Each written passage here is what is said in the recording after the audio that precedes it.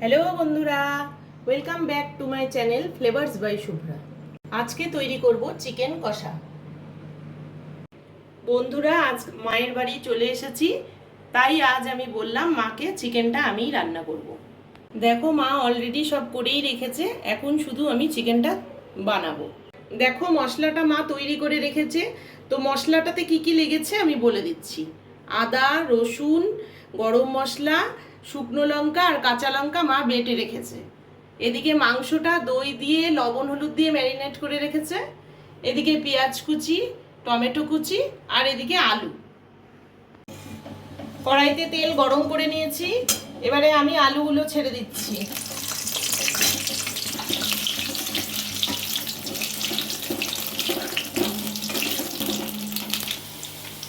আলুটাতে একটু হলুদ, একটু লবণ দিয়ে ভেজে তুলছি। মুরগির মাংস তাড়াতাড়ি সেদ্ধ হয়ে যায়, তাই আলুটা একটু ভেজে নিলাম।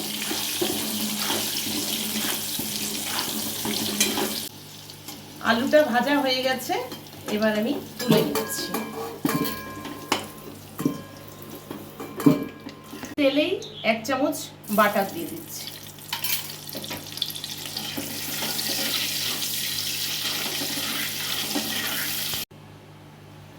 এবারে তেলে পেঁয়াজ কুচি দিয়ে দিচ্ছি।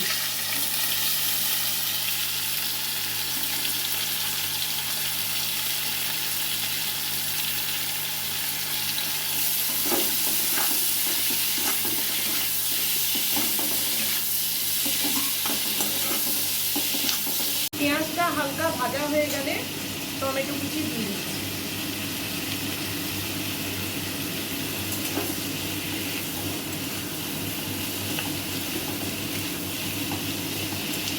টমেটো দিয়ে দেখো পেঁয়াজটা একটু লাল মতো ভাজা হয়ে গেছে, এবারে মশলাটা দিয়ে দিচ্ছি।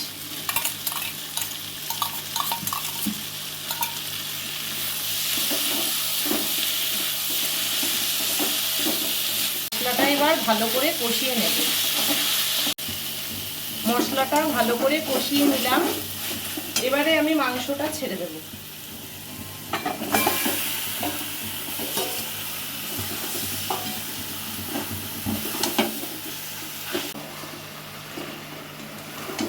মাংসটা অনেকটাই কষে এসেছে, এবারে আমি ভাজা আলুটা দিয়ে দিচ্ছি।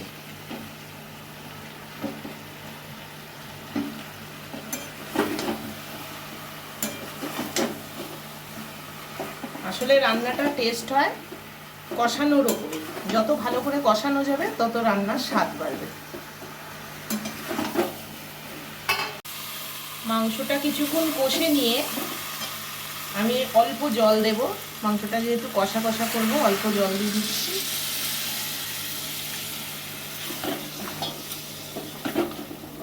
এবারে কটা কাঁচা লঙ্কা দিয়ে দিলাম।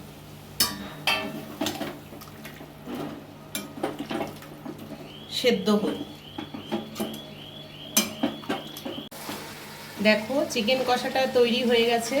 তোমাদের যদি আমার এই রান্নাটা ভালো লেগে থাকে তাহলে আমার চ্যানেলটিকে সাবস্ক্রাইব করে দিও, আর যারা ফেসবুক পেজ থেকে দেখছো তারা পেজটিকে ফলো করে দিও।